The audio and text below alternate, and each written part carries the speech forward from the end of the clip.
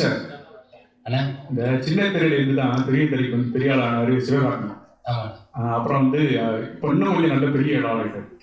அவர் இடத்த பிடிக்கும் நீங்க நினைக்கிறீங்களா? ஏன்னா அந்த அவரே மாதிரி பெண் வேடம் போட்டு ரூம்ல கேட்டீங்க. ஆமா, திருப்பி கேட்கலாம். பதிலும் சொல்லிட்டேன், திருப்பி வந்து கேட்கறீங்க.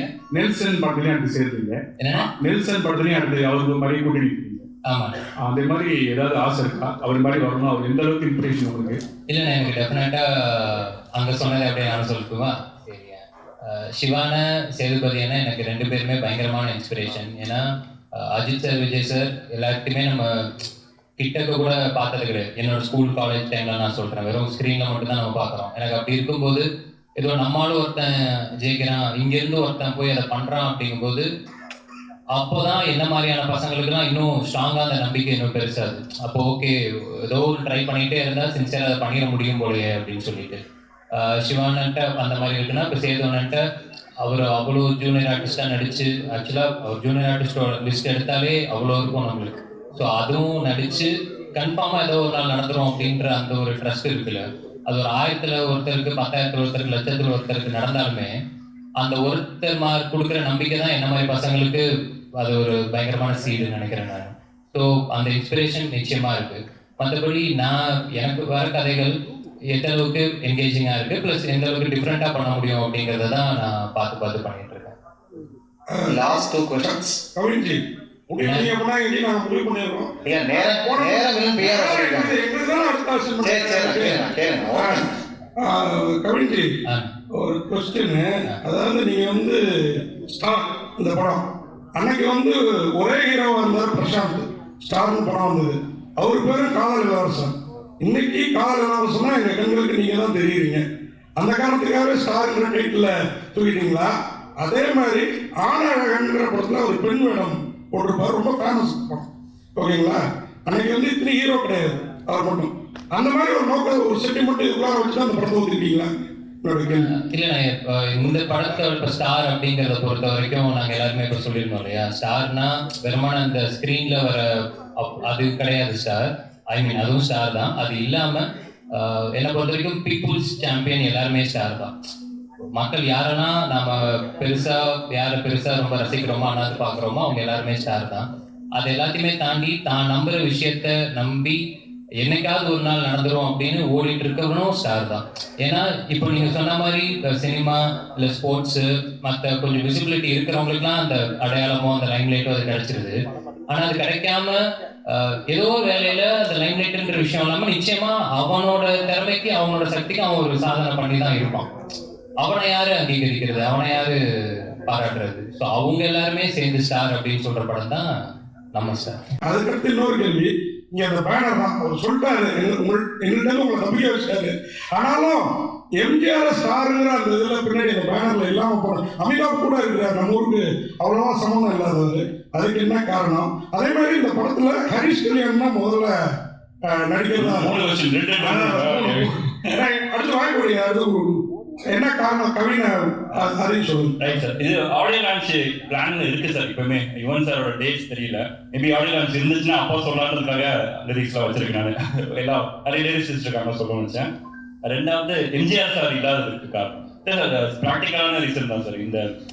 இந்த ஃப்ரேமிங்க்கு எனக்கு வந்து எனக்கு பிடிச்ச ஆக்டர் வச்சிருக்கேன். இன்னொருத்தர் ஆட் பண்ணா இந்த சிமெட்ரியா இருக்காதுன்ற ஒரு ஃபீல்காக பண்ணேன், வேற எதுவும் இல்லை.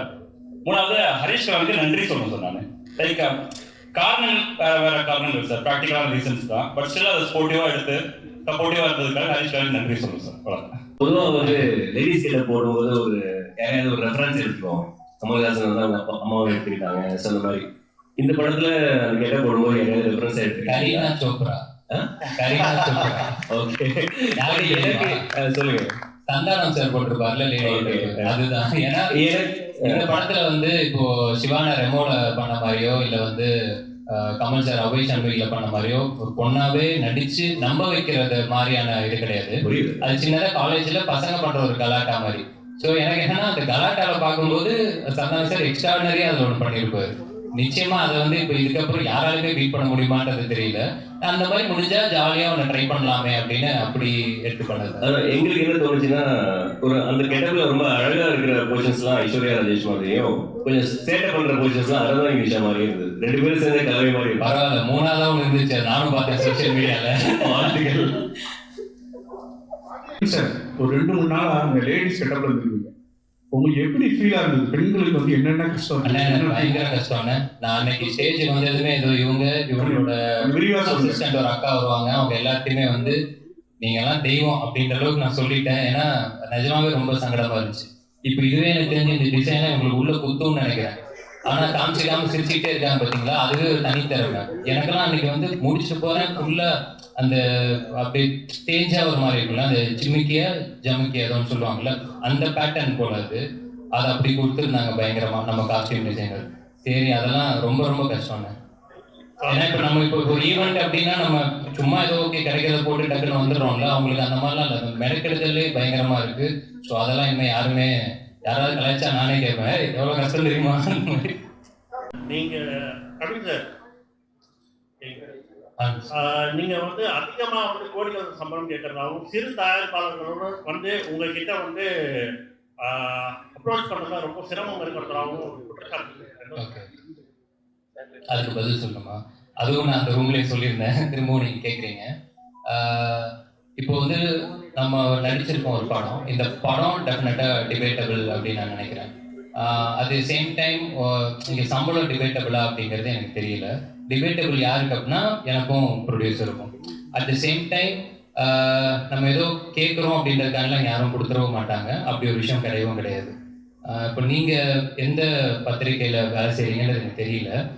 ஐ மீன் இல்லைண்ணே, எனக்கு என்ன, நீங்கள் இப்போ இதுக்கு முன்னாடி ஒரு இடத்துல வேலை செஞ்சுருப்பீங்க, அங்கேருந்து இன்னொரு இடத்துக்கு நீங்கள் வேலை பார்க்க போகும்போது டெஃபினட்டாக நம்ம அதே சம்பளத்துலையோ இல்லை அதே அமௌண்ட்டையோ நம்ம இது பண்ண மாட்டோம். நிச்சயமாக நம்ம ஒரு சேலரி ஹைக் அப்படின்ற மாதிரி நம்ம கேட்டு போவோம். அதையும் நம்ம தீர்மானிக்க முடியாது, நம்மளோட ப்ரீவியஸ் சம்பளம் தான் தீர்மானிக்கும்.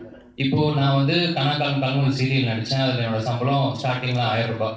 சீரியல் முடிச்சு நான் ஒரு 5-6 வருஷம் எக்ஸ்பீரியன்ஸ்க்கு அப்புறம் எனக்கு அதோட சம்பளம் 6000 ரூபாய். ஸோ அந்த 6000 ரூபாய் தீர்மானிக்கிறது 3000, 3000 தீர்மானிக்கிறது 1000, இப்படி தான் இருக்குது. ஸோ சம்பளம் அப்படிங்கிறது இன்னைக்கு வந்து நம்மளோட படம் எந்த அளவுக்கு பண்ணுதோ, அந்த மார்க்கெட்டில் எப்படி நடக்குதோ அதுதான் தீர்மானிக்கிறதே தவிர என் தனிப்பட்ட இதில் யாருமே தீர்மானிக்கிறது கிடையாது. ப்ளஸ் என்னால் படம் வந்து இதுதான் எனக்கு 4வது படம். இந்த 4வது படமே வந்து பார்த்தீங்கன்னா இது எனக்கு முடிக்கிறதுக்கு வந்து இப்போ லிட்டராக 1 வருஷம் அப்படிங்கிற மாதிரி ஆகிருக்கு. இந்த காரணங்களுக்காகவே நான் வந்து சில இடங்களில் நோ சொல்லியிருக்கேன்.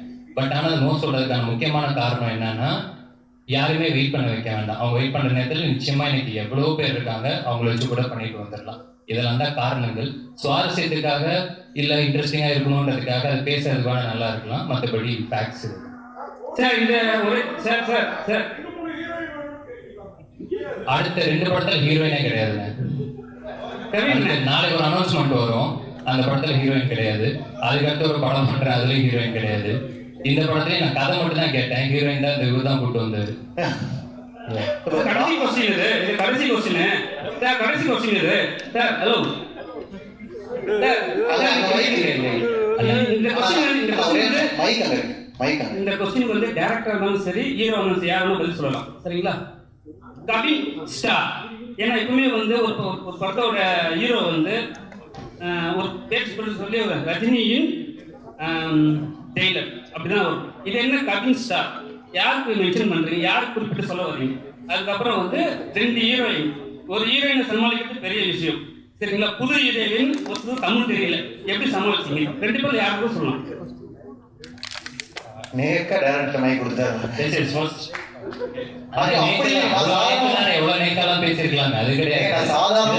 அவரோட கால் தானே, அவர் தான் சொல்லணும்.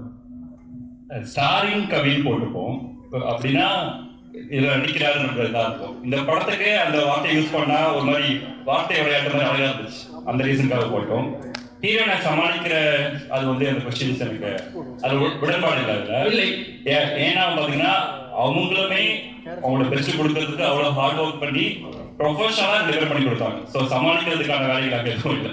இல்லை சார், என்னன்னா 2 ஹீரோயினாவே நீங்கள் கேட்டது இன்னொன்று நான் ஆடடாகவே நான் சொல்லிடுறேன். அவங்களும் இப்போ இவங்களுக்கு டெஃபினட்டாக தமிழ் தெரியாதுண்ணே, பட் ஆனால் அவங்களுக்கு தமிழ் தெரியல அப்படிங்கிறது வந்து ஸ்பாட்டில் நாங்கள் யாருமே ஃபீல் பண்ணல.